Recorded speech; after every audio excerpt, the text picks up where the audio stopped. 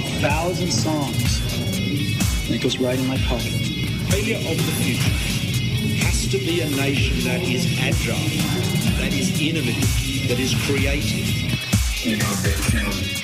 Welcome to Future², the podcast all about innovation in the enterprise, brought to you and run by Collective Campus, an innovation hub based in Australia that works with companies to help them adopt the mindset, methodologies and tools to successfully explore new business models and disruptive innovation in an era of rapid change. For more information, go to www.collectivecamp.us.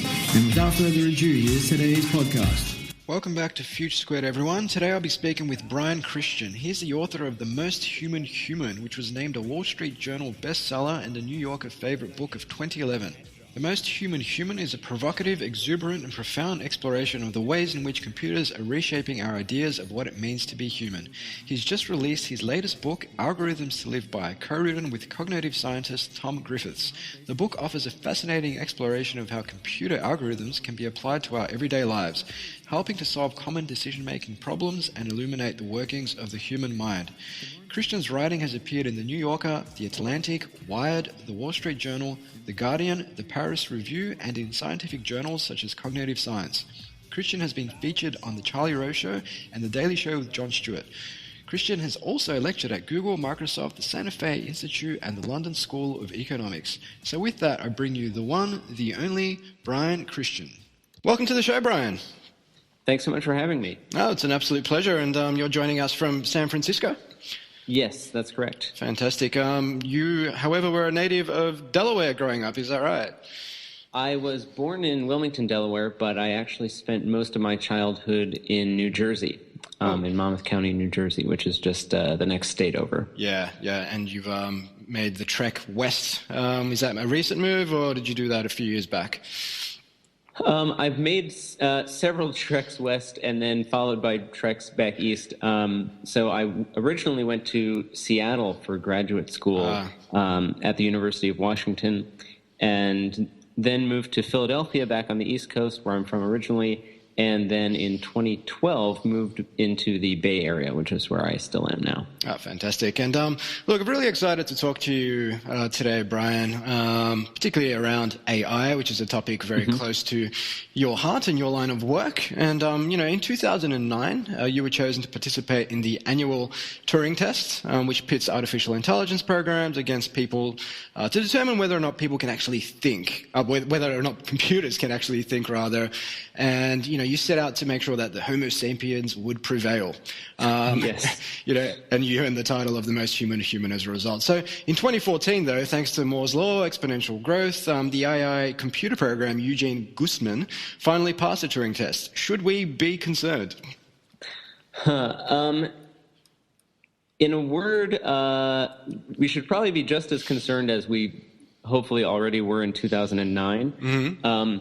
But I think, I think it's remarkable to watch the progress, not even in the Turing test itself, but just in the industry at large. There's sort of this interesting paradox, actually, if you look at the results of the annual Turing test, where the chatbots don't appear to be getting markedly stronger, and yet every year chatbot technology becomes more and more a part of commerce, industry, customer service, etc.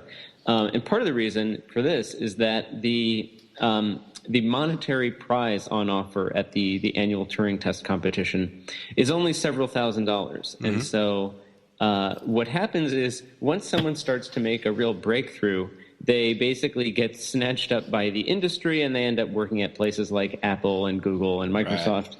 And doing work there that has more of a commercial orientation. And so I think for people on the outside looking at the annual state of the art as it's represented in the Loebner Prize competition, things might appear to be more static than in fact they actually are. And so what we're seeing right now is just this huge move into everyday life, where interacting with a chatbot, interacting with a service that may be a human, maybe a chatbot, is deliberately ambiguous. This is just becoming part of how we use technology. And many people don't even realize that things like Siri, everyday things that people take for granted, are a form of AI. Right, exactly. And so, we're getting more and more used to the idea of, a conversational agent as a normal way of interacting with a computer or a corporation even. And so I really do think that we're going to see, what we're seeing right now is just the beginning of a much larger shift. I mean, I know for sure there are teams within Google, within Facebook, within Microsoft that are looking to interactive, text chatbots as, in some sense, the next big revolution in user interface. So if you're Google, for example, one of the things that would be a huge threat to your bottom line would be some upheaval in user interface such that people aren't navigating to a website and typing a string of words into the search box.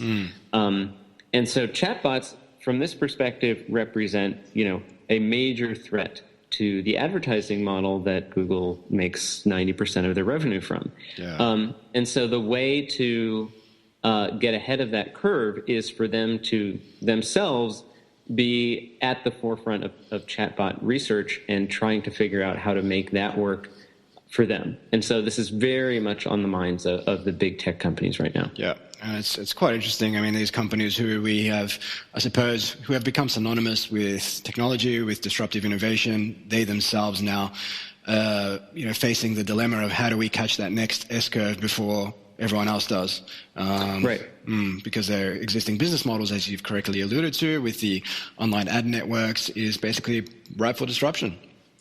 Yeah, and so I find it, kind of fascinating that, we may be returning to a mode of advertising that more closely resembles the early days of radio, in the beginning of the 20th century, where you had product placement kind of woven into the shows. Like it sounds corny now to modern ears, but you'd have these household dramas where the husband would say, oh, honey, I'm so glad you picked up a box of something. Yeah.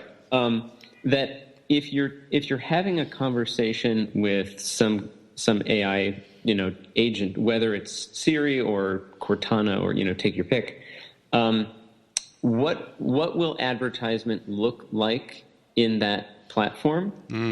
It could be something as simple as, you ask it to order you some takeout, and it just suggests, oh, well, how about this place, right? Or do you want fries with that? That there are a lot of subtle ways that the business model can get its hooks into the interaction in a way that is potentially, more complicated or more problematic than what we see now on screen, where there's this clear visual delineation of this is an ad, it's over here. Yeah. Now that's quite interesting, and what you said there about the whole honey example. And I'm sure you can program the AI to call you honey if you like, but essentially, advertisers using the AI to promote their products. You get home from work late at night, say, "Hey, I'm a bit hungry. Well, what do you feel like? Oh, I wouldn't mind some pizza." And suddenly, Domino's or whoever's paying for the advertising is recommended as the preferred vendor. Right. Exactly. Yeah, I think we're going to start to treat our computers or our technology more generally as a kind of butler, if you will, or a concierge service. And so, to me, it's quite fascinating to see exactly how this is going to end up playing out. But certainly, from the perspective of saying, I'm hungry, just order me something, I trust you. Like that act of just saying, make this decision for me on my behalf.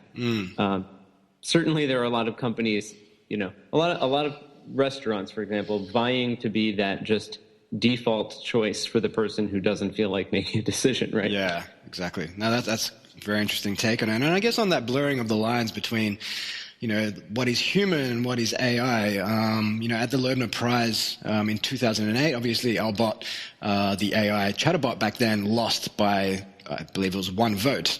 But he convinced 3 of the 12 human interrogators that he was indistinguishable from human, beating some of the other contestants in the process. And I guess ultimately Albot not only fooled the judges almost 30% of the time into believing that it was human, but its rivals, the humans, had failed almost 30% of the time to persuade judges that they were humans. Well, that's precisely it. Yeah. When you said, appeared indistinguishable from humans, I was going to jump in and just say, it's actually worse than that, which is that the judges typically have a pair of conversations at the same time, one with a computer and one with a human. Wow. So what it actually means is worse than being worse than being indistinguishable. Rather, the judges thought that it was the human and assumed that the real humans were the computer, which is doubly uncomfortable. Yeah, that's quite scary. So, why do you think humanity lost out on this occasion? That's a great question. I think, certainly in preparation for my own role as a Confederate at the Turing test, I went back over, 800 pages worth of transcripts from the Loebner Prize, going all the way back to 1992 when they started. And the failures, they're interesting because they all take different forms. I remember one in particular. There had been a Shakespeare expert on the panel one year, and her basic strategy was just that Shakespeare embodies all that is human. It's love and deceit and betrayal and passion, all these things. So she was just going to say as much about Shakespeare as possible, thinking that it was all sort of connected to this very deep human stuff. But her plan completely backfired, and in fact, if I recall correctly, all of the judges voted her a computer on the basis that no one knows that much about Shakespeare. There's no one who can just quote these passages verbatim and has this fully formed answer about every single play. So from her perspective as a Shakespeare scholar, she was very proud of the fact that she had been mistaken for a computer. Does that say more about humans than it does about the AI? Yeah, that's, I think, one of the complicated things about the Turing test as a standard. It lacks the kind of scientific objectivity that we might look for in a benchmark, because it's a test against a moving target, which is our own ability to communicate kind of richly and authentically with one another. And that's part of what made the subject so interesting for me, that, I set out to write what I thought would be a history of artificial intelligence and the Turing test, but it was also simultaneously a real study of human dialogue and human conversation. That's an interesting take on it. And I guess, you've previously noted that the victory of the computer program Deep Blue over the Russian chess grandmaster, Garry Kasparov, basically affected a whole generation into thinking that the best way to, become grandmaster was through the memorization of famous matches. And it's interesting you raise that, because there's a lot of talk now going on in education circles where it's said that, the education system hasn't really changed much since the dawn of the industrial age. And, students are still recognized by their ability to remember and regurgitate things in an exam situation. But in this age where you don't necessarily need to remember things, the information's there, it's one click away. Do you see this as a problem? And do you have any thoughts on where education should go in light of the developments of the last 10 to 15 years? One of the most interesting reactions to the recent AI versus humanity contest on Jeopardy, where IBM's Watson supercomputer defeated Ken Jennings and Brad Rutter. Yeah. One of the most intriguing reactions to that event that I encountered was written by I believe it was the dean of the NYU Medical School. And he was saying, we're proud to take this occasion to announce NYU Medical School's partnership with IBM to use Watson technology to develop these diagnostic systems that are going to be better than humans can do. And what he said that really struck a chord with me was, as the dean of a medical school, this is an opportunity and a provocation to completely rethink what a medical education should look like. That in the 21st century, and this has been true for many decades now, training to be a doctor involves huge amounts of hours spent just memorizing information. Memorizing the names of every bone, every muscle, memorizing the countless numbers of drug interactions and so forth. And I think it's a very reasonable question to ask, if we have systems that can be much more up to date about all the different drug interactions and, never make a mistake or never forget something or never are unaware of some recent research that has just come out. Is it still a priority? If we only have 8 years or whatever to train a doctor, do we have an opportunity to change our priorities such that other things become more important? Like the doctor-patient relationship, for example. And I think that's just one example. I certainly think that at the broader level, the progress in the field of AI is going to totally change the priorities that we have for what we feel like it's important for people to know, as a society. And, you can see things already dropping out of the curriculum, like cursive handwriting, for example, in the United States is getting pulled out of the curriculum because people are just saying, no one writes with pen and paper. It's just not necessary. And I was very fortunate that, even when I was growing up, typing skills were being taught at a very young age. And so, I've benefited from that my whole life. And then that's just a trivial example. I think more broadly, as you say, the existence of these systems that we can turn to effectively as external memory de-emphasize the importance of just remembering facts and I think make more important the kind of evaluative process of figuring out how to structure the kind of query we want to make to this system rather than just knowing the information ourselves. Yeah, I think that's a great point. And, time is basically finite. And if you look back at the 20th century, we, from the industrial age through to the development of the car, the plane, essentially all these things made the world smaller, made doing things that could take months or years, take essentially hours or minutes in some cases, and basically gave us a lot of time back. And in the last 20 years with technology, we're essentially able to do a lot more than we were before, thanks to various advancements in that space.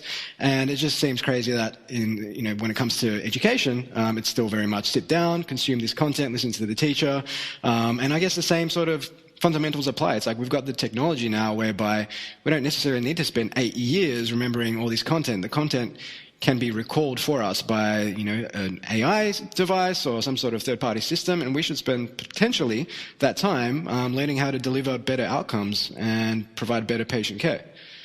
I think that's very much true. Yeah. Yeah, interesting. And I guess on delivering better care and the role that AI plays with that, you've written about some of the astonishing achievements as well as some of the equally fascinating failings of machines. What are some of these that stick out for you? For me, just at the broadest level, I think it's a very exciting time to be alive from the perspective of these philosophical questions that have kind of hung over the human race since the very beginning. One of the oldest questions of all of philosophy is, what does it mean to be human? What is special and distinct and unique about the human species, human intelligence? And this is a question that goes back to Descartes, it goes back to Aristotle, and the traditional way within Western thought of addressing this question has been let's compare ourselves to animals and think about the things that we can do that they can't. And so, you get Aristotle talking about how animals have desires, they have will, they can, form social attachments and all of these things. So he's just writing these things off like, okay, that can't be what the human experience is all about. That can't be what the human experience is all about. And he concludes that, abstract rational contemplation is the heart of the human experience, which I should add is an awfully convenient conclusion for a professional philosopher to draw. And, Descartes, in his way, I think, has a similar trajectory of discounting the sensory experience, discounting the bodily experience in favor of the kind of abstract logic of contemplation and rational argument making. So for me, the development of computers and AI, starting in the 40s up till today, has turned this 2,500-year-old question, one of the oldest questions in philosophy, totally on its head. Because what we're asking now, the very conversation you and I are having, and certainly the work of Turing, is motivated by the question not of what makes humans distinct from the animal kingdom, but what makes us distinct from machines. Yeah, that's quite interesting. And on philosophy, I was going to mention this a bit later and keen to hear your thoughts. You're probably very, very familiar with the fable of Socrates and Plato walking along the water, and Socrates, basically grabs Plato's head, ducks it in the water, he passes out, eventually he's resuscitated, and it's like, well, why did you do that? And it's like, well, when you want knowledge like you wanted air, then come and speak to me.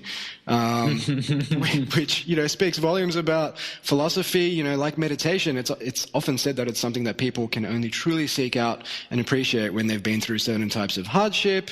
As such, some of the greatest philosophy available to man, in my opinion, it came from people who had broad life experiences and who experienced that hardship, such as, Marcus Aurelius and Meditations and, one of the great 5 Roman emperors. So I guess on that question that, you only discover meditation or philosophy once you really, really crave it or really have this innate need for it, is that something that's human, or is perhaps that something that can also fall into the remit of the machines?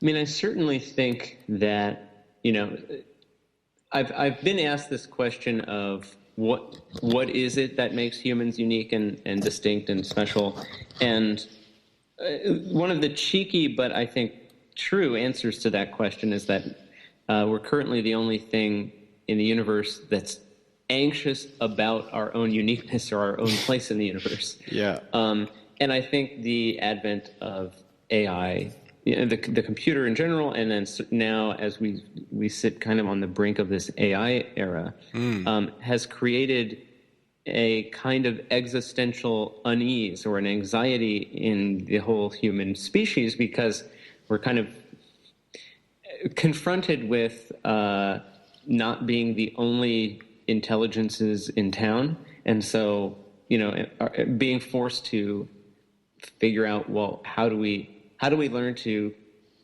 coexist in some sense with these other forms of intelligence, even if they're of our own making? Yeah. And I think that's going to be a major project of the 21st century, is figuring out not only philosophically, but politically and economically, what is the role that we want to carve out for ourselves, especially as we move into this world in which, like I said, we're not the only game in town. Yeah, we're not the only intelligences in society. And on coexisting, I think Peter Diamandis from Singularity University always, when he's asked the question about AI, he basically says, well, AI is going to be aiding human beings, and we will be coexisting, not necessarily, threatening the very existence of the human species. Yeah, I take the caution or the concerns or the worries of people that are thinking about, existential risk, like, can AI wipe out our entire species? Judgment Day, all that sort of stuff. Judgment Day, exactly. Yeah. To be honest with you, probably 5 or 6 years ago, I thought of that stuff as crazy.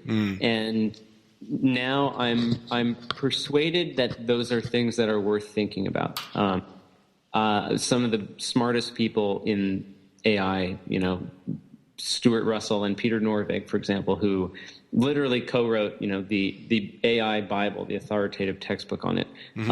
They're currently working on the 4th edition of the textbook, and it's going to have a hugely revised and updated section on, ethics, which was a topic that was by no means at the forefront of the field's mind, 10 years ago, 20 years ago. I do think that I think there are going to be basically phases of AI that are going to present their own challenges and their own risks. And so the kind of risks posed to us by this completely superhuman level intelligence that's, totally autonomous, totally, all powerful, or however people imagine it, that is a much farther stage. And so, frankly, I'm more concerned with making it to that stage than with the risks posed by getting to that stage. And so what I mean is, I think there's going to be an intermediate period of time where we develop AI that may not be superhuman level, it may not even be quite human level, but it will be good enough such that it will create, a political crisis, right? Tons of jobs becoming unnecessary, wealth being concentrated into the hands of the people who have, ownership over that technology. I think that's going to be a huge problem for governments to deal with in the next, let's say, 20, 25 years. I also think, one of the big problems with the development of AI is that it highlights the difficulty in articulating exactly what our goals and aspirations as a human race are. So let me give you an example. In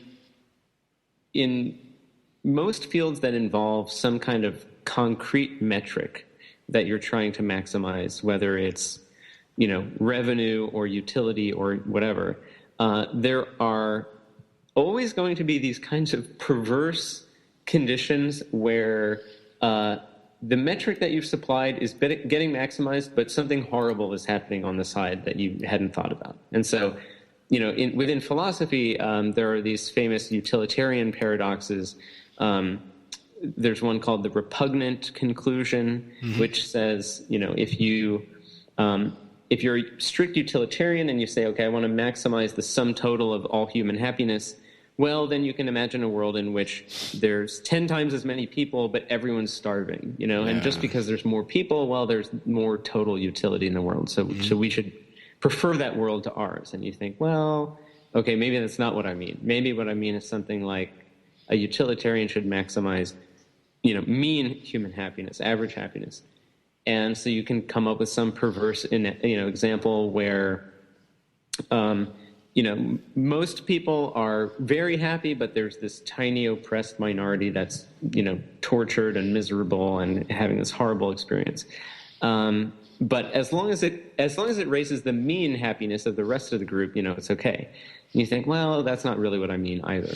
So it turns out to just be extremely hard to come up with some kind of formal metric for human flourishing that doesn't have some sort of, backfiring. Opportunity cost or something like that.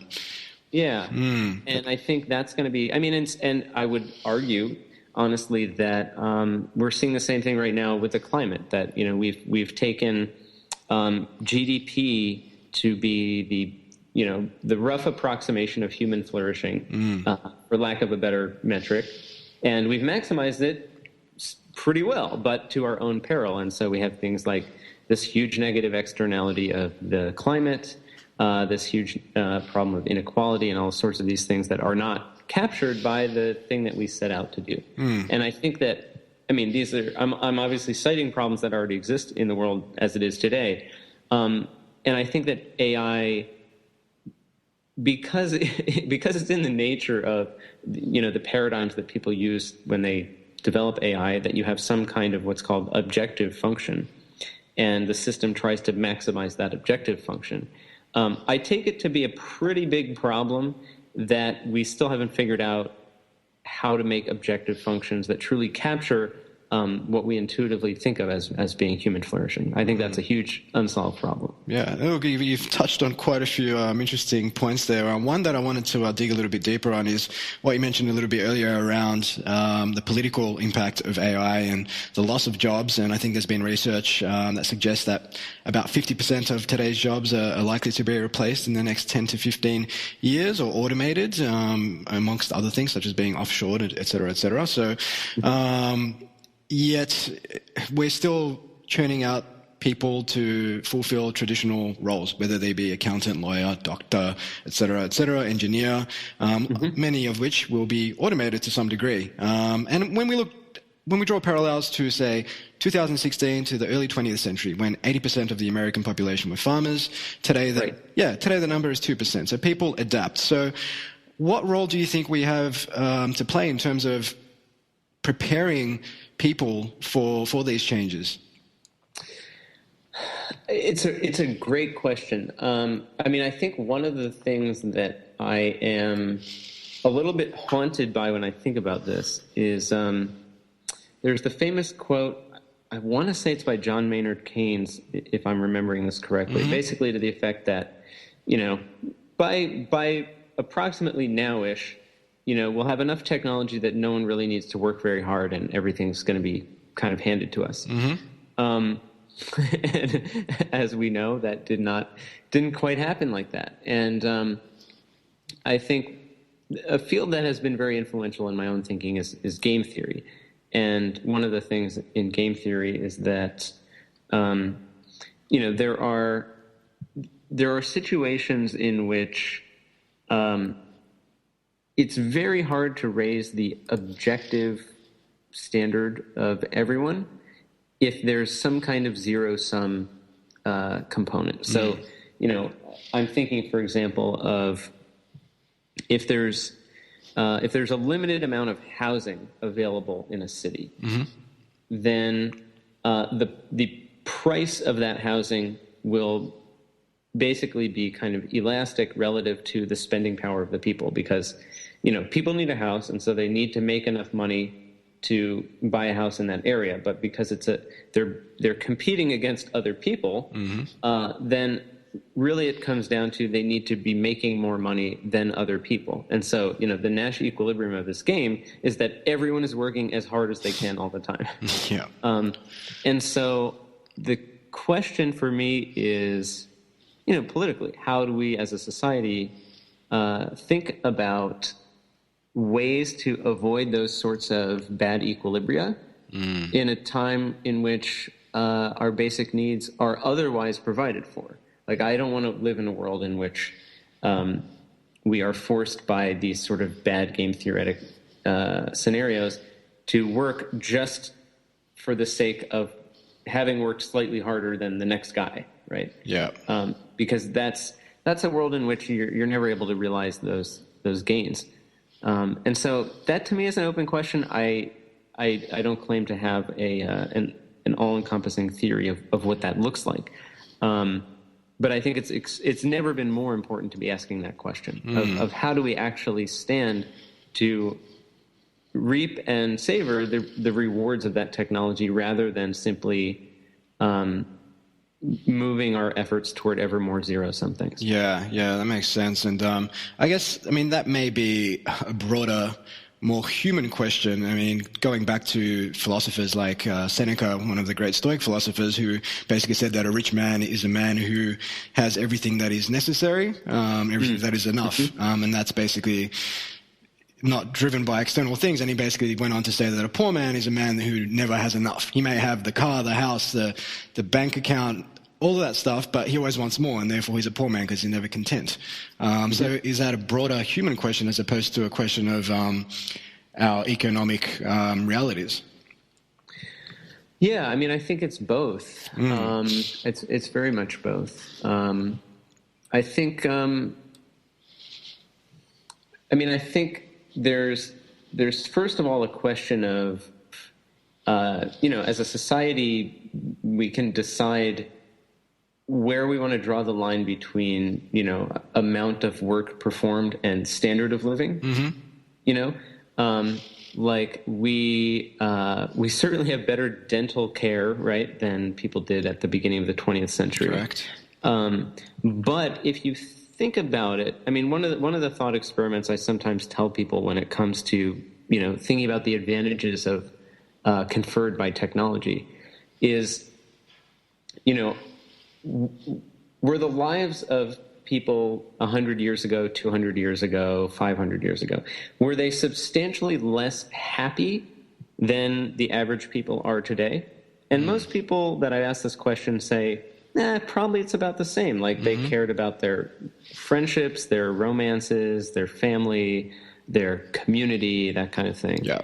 And to the extent that those are kind of the perennial key things, then, going back to the Keynes thing, it's like we can continue to work the same amount or ever harder for this higher standard of living, more exquisite goods or, what have you. Or we can say, let's maintain the same standard of living and work ever less. And I don't know, it doesn't seem to me like very many cultures in the world at the moment are making the trade-off in that direction. Yeah. But I think the question is going to become kind of naggingly and persistently relevant, especially once we, as you say, move into this situation where a lot of the jobs that are currently comprising the economy can be automated. Yeah, and that's a great point, and I think it's all relative to a significant degree. I mean, going back to, say, the Renaissance, no doubt people's lifespans were much shorter. 30 to 40 was pretty much standard. There wasn't necessarily clean drinking water, lighting. Right. I think there was this great stat about light. 200 odd years ago, it required 6 hours of manual labor to buy 1 hour of light, whereas today it's about literally seconds to buy the same hour, right? So things like that, but it's all relative. I mean, back then that would have been the norm. So you would have been none the wiser as to wanting a more fulfilling or let's say a more comfortable life, because that was the norm. I mean, someone living in poverty today has it much better than what King Louis or King Henry or any one of the great English kings had it only several hundred years ago. I mean, I think it's there's a sense in which that's true, and there's another sense in which a lot of the things that people care about emotionally are relative to are a product of their relative status. And so, even if the king has really bad dental hygiene, he still gets paid respect by everyone that he sees in a way that someone living in poverty now does not. Does not. And so I think, it's interesting, right? Because there are a combination of these things that are an objective product of like the technological standard or the standard of living. And then there are these other more relative factors that are kind of a function of the structure of society, and those end up being, I think, more persistent. That's an interesting take on it, and I definitely agree. It is comes back to a lot of those Maslow's hierarchy of needs questions, right? And you mentioned earlier that humans are in the unique position of being anxious about their uniqueness in the world. And behavioral economists have concluded that humans are irrational and error-prone, owing in large part to the buggy, idiosyncratic hardware of the brain. And your latest book, co-written with Tom Griffiths, suggests that thinking algorithmically about the world, learning about the fundamental structures of the problems we face and about the properties of their solutions, can help us see how good we actually are and better understand the errors that we make. Yeah. So, as you say, my first book, The Most Human, is asking these questions from the vantage of what are we learning about the human condition from the attempts to build machines in our own image. And the new book, which is called Algorithms to Live By, a collaboration between myself and Tom Griffiths, asks the question in almost the reverse direction, which is what have we learned about the human experience and human decision making from the parallels between the problems that we solve in our everyday lives and the fundamental problems of computer science.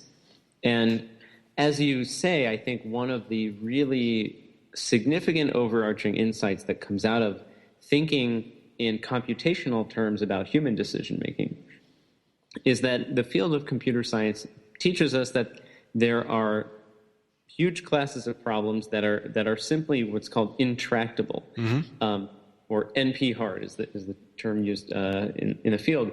And the idea here is that if you're trying to think your way through a situation, you simply do not have the luxury to consider all options, think everything through all the way to the end, and arrive at a solution that is, precise and certain. That just isn't possible when you're dealing with an intractable problem. Right. And, moreover, having a supercomputer at your side to crunch through those possibilities with you will not help, because the problem is just, beyond that capacity. And so this, I think, gives us a way of thinking in radically new terms about the idea of rationality itself. As you say, there's been a narrative in the popular press that's been really sort of anti-human. Here are all the dumb things we do. Yep. These are the mistakes that we make, and so forth. These are the kind of shortcuts and heuristics that we use. And I think there's a subtler story there, which is that when you're up against a hard enough problem, you cannot calculate everything all the way through to the end and consider every possible option and so forth, and nor would a computer. And so in the book, we explore strategies like, using randomness, using approximations, relaxing the problem so you soften some of the constraints and solve kind of an easier version before bringing it back to reality. Things like this that look a lot more like what we humans do when we're up against a hard problem, right? We only consider a subset of our options. We turn to chance in some cases, literally flipping a coin.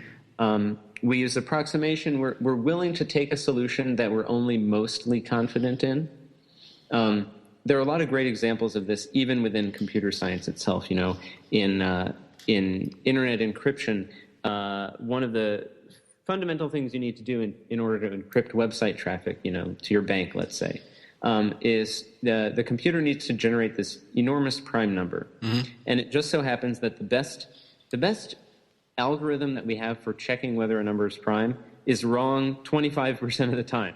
And so as a society, we've just decided, well, let's run that algorithm 40 times, and it's just going to be wrong 1/4 to the 40th power times, which is like 1 in every million, billion, and that's close enough, and that's considered a standard practice in the banking industry and so forth. And so these sorts of trade-offs where we're willing to only be almost certain of something in a fraction of the time, rather than spending all the time in the world to arrive at total certainty. I think the real takeaway here is these sorts of things are not concessions that one makes when one can't be rational. Up against a hard enough problem, they are what it means to be rational. And I guess to that extent, talking about solving problems, humans have this difficulty when they're presented with lots of different options to actually choose from one. Dating is a classic example, particularly people who are dating in big cities like NYC. It's always that question of, can I find someone better? Right. Because every day you're walking past hundreds, if not thousands of people. So you've talked about something called the 37% rule, or optimal stopping. Do you want to elaborate on this rule? Yeah, absolutely. Yeah, so dating has this very particular structure where when you're in a relationship, you have a decision to make, which is you either stay with that person and commit to them and you never know what else might have been out there, or you break it off and walk away, but you're probably forfeiting the opportunity to change your mind later and go back to that person. And so there's this very particular anxiety that people sometimes have, which is, how do I know? How do I know if this is the right person for me? How do I know what else might be out there? And the very act of gathering information about that might cost you your best match. And so this corresponds to a field in mathematics that's called optimal stopping, and it deals with problems that have exactly this structure. The most famous is called the secretary problem, and the basic idea is you're trying to hire a secretary, and N candidates show up at the office in random order, and you interview them one at a time, and then similar to dating, as you interview each one, you either hire them on the spot and send everyone else home, or you dismiss them, but you lose the chance to call them back and change your mind. And so what can you do if your goal is to try to find the very best person out there? Intuitively, I think we would have a sense that, it involves a combination of looking and leaping. A little bit of a period of just sort of evaluation to kind of set a benchmark, set a standard, followed by a willingness to, go all in and commit to something that meets that standard. And this turns out to be exactly right. But our intuition alone doesn't tell us what the balance should be. And in the classic version of the problem, there is this wonderfully succinct solution, which is 37%. Spend exactly 37% of the search non-committally exploring your options, and after that point, be prepared to immediately commit to the first person you see who's better than the people you met in that first 37%. Yeah. So basically, if I've got 100 days to find someone, I spend 37 days looking, and the next person I meet who is better than anyone I met in those first 37 days, I should settle for. Is that what you're saying? That's exactly right. Yes. Okay. And this is the provably optimal solution from the perspective of giving you the very best chance at ending up with the very best person. It's very interesting. And this rule essentially applies to anything. It could be searching for an apartment, searching for a parking space, and so on. Yeah, that's right. So looking for an apartment, I think it maps extremely analogously to the secretary problem, to the dating problem. If you're in a competitive enough environment, New York City being an example, the Bay Area where I live being another example, you have the same structure that you have with dating, which is, you go to an open house, and you have to decide on the spot, do I want to commit to this place, or do I want to walk away knowing that surely someone else will have gotten the place before I can change my mind? And so the 37% rule is just as applicable there. Now, parking is a slightly modified version of the problem where you are trying to minimize the total distance that you end up walking. And so, in the book, Tom and I provide some handy charts that you can actually print out and paste on your dashboard that tell you exactly how many spaces away you should be willing to take the first space that pops up. Wow, interesting. And I guess to take this on a slight tangent, when it comes to AI, and I know you've got a background in poetry, Brian, when it comes to art and creativity, Zachary Scholl, a computational biology scholar, basically created a poem using AI that passed the Turing test. And Melomic's technology basically developed AI that is capable of composing music, and in fact, it's created over 1 billion songs across the gamut of genres. What's your take on computer-generated art? I think it's a great. It's just as it is with philosophy, and it's forcing us to ask these questions about what exactly is art, what makes something art, and I think AI is having this wonderful effect of making those questions, in some cases, uncomfortably acute. So, I mean, my personal read on this is that I think this kind of comes back to our earlier conversation about what one's goals are, or what one's so-called objective function is.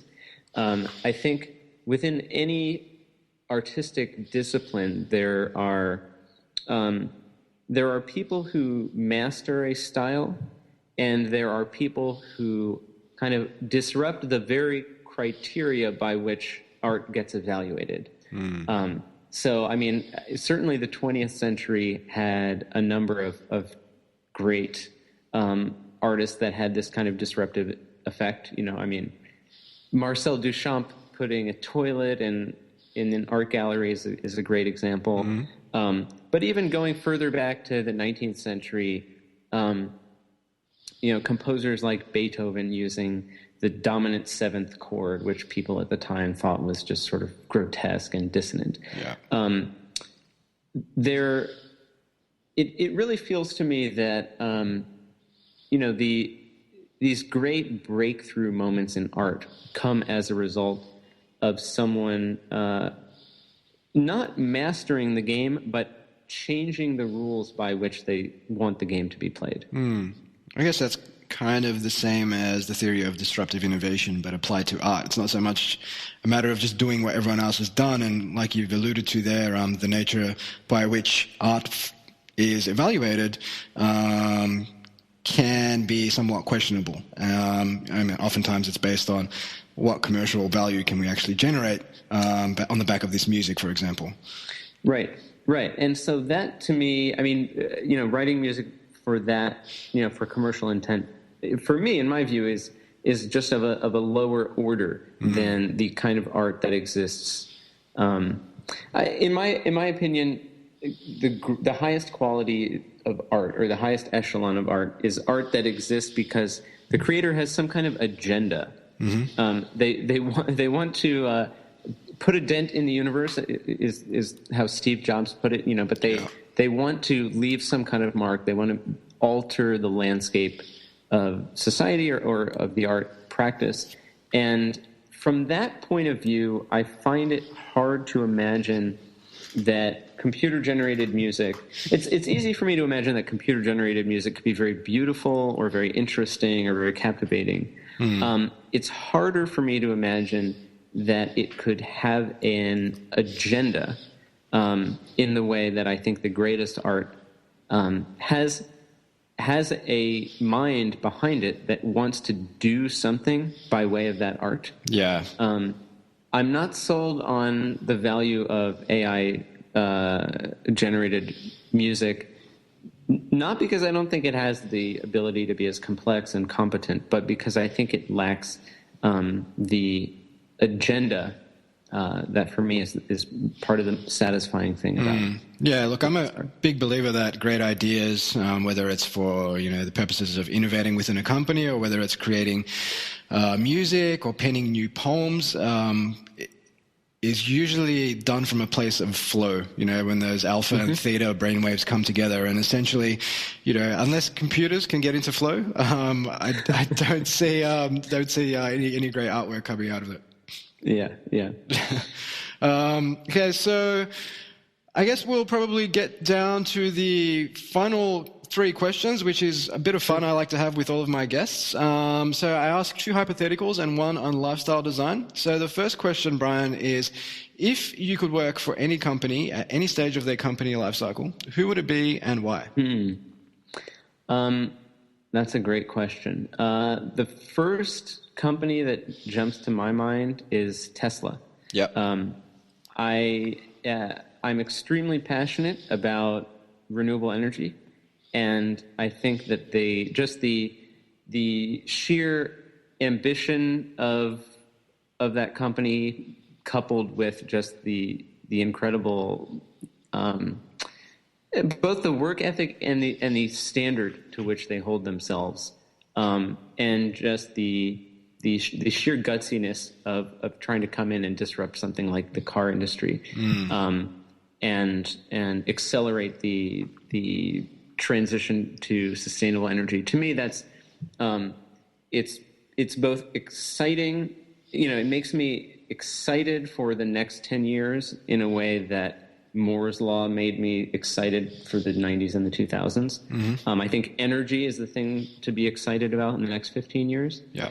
And I think, so that's my choice. Yeah, and it's a great choice, that's one of the things I often say, with technology changing as much as it is, with AI, the risk of teaching future generations the same stuff they've always learned means we're going to be churning out less people who think like Elon Musk, who want to take those moonshots and revolutionize transport, energy, space travel, and so on. I think we need more people like that, and as opposed to people who just execute set procedure, which is something that computers can do for us. Absolutely. Yeah, this goes back to our conversation about art, right? The agenda. He's a guy who's very much got an agenda. He's got something he wants to do to the world. And I totally respect that. Yeah, fantastic. And question number 2 is, if you could ask anyone a question, dead or alive, who would it be and what would you ask? That's a great question.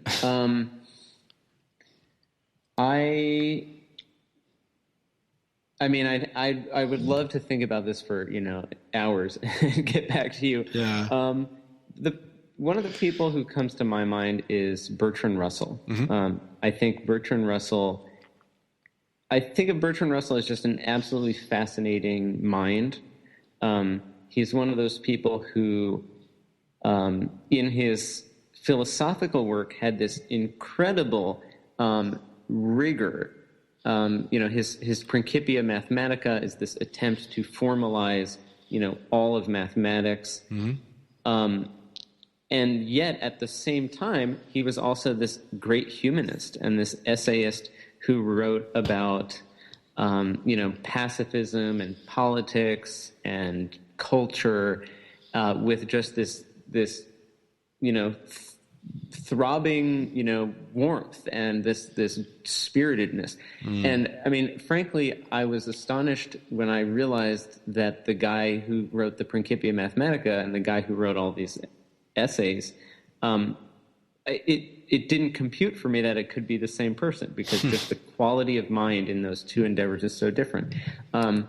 So I don't know if there's a single question that I'd want to ask him, but I would love to see his mind in action, because just the way he's able to fuse that extreme rigor with that extreme warmth and humanity, to me, that's really remarkable. And I think future generations may be saying the same thing about a guy like Elon Musk or Steve Jobs, saying, I can't believe the same guy did all these things. Yeah, right. Yeah. And finally, Brian, one question I like to ask is on lifestyle design. So other than using computer algorithms to hack your life and make better decisions, what do you do to stay on top of your game?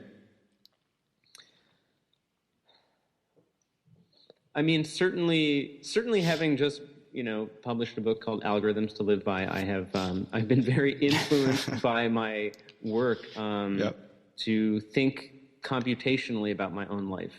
So one of the domains that we get into in the book is called the explore-exploit dilemma, which asks, when should I try new things and when should I stick with what I know and love? And so this is an area where I find myself explicitly appealing to the explore-exploit dilemma and various explore-exploit algorithms that I'm familiar with when I make these everyday sorts of decisions, like, do I try a new restaurant that just opened up, or do I just go to my favorite place? One of the overarching principles in this space in computer science is that it kind of depends how much time you feel that you have to spend. And so the more time you have to spend in a city, for example, the more willing you should be to try new places. Because if you make a great discovery, you can keep coming back. And so for me, I just got engaged. And my fiance lives in Oakland, and she's moving in with me in San Francisco. And so as a result, we feel that our time in Oakland is scarce, and our time in San Francisco is just beginning. And so, correspondingly, the computer science tells us we should be exploiting in Oakland. We should be spending most of our time going back to our favorite places, and we should be really open to trying new places here in San Francisco. And so it's probably close to what I would be doing intuitively anyway, but I have this language that comes from computer science. And so, that has become a way that I think about, lifestyle design questions in my own life.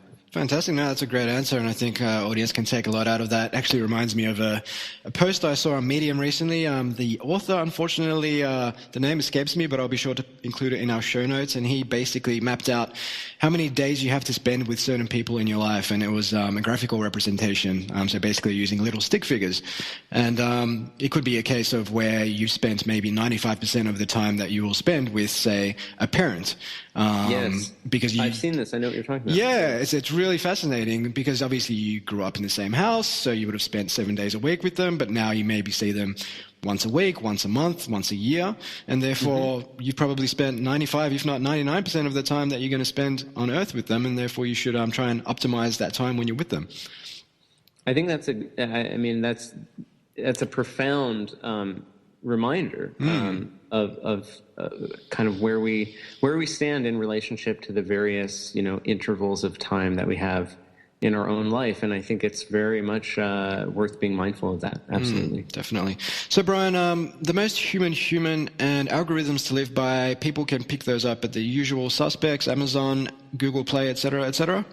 Yep, you got it. Fantastic. Anywhere books are sold. Yep, and to find out a little bit more about yourself, brian-christian.com would be the best place to go? Yeah, that's it. Perfect. Well, thank you so much for your time, Brian. You've been a wonderful guest, and I'm sure it's my pleasure. And I'm sure our audience will be left with a lot of food for thought, so thank you again. Good. Yeah, thank you so much for having me. Well, I hope you enjoyed that fascinating chat with Brian Christian on AI and what it means to be human in the 21st century. To subscribe to this podcast, you can do so on iTunes, SoundCloud, or Stitcher. We'd also love it if you took just a second to like and share the podcast if you are that way inclined.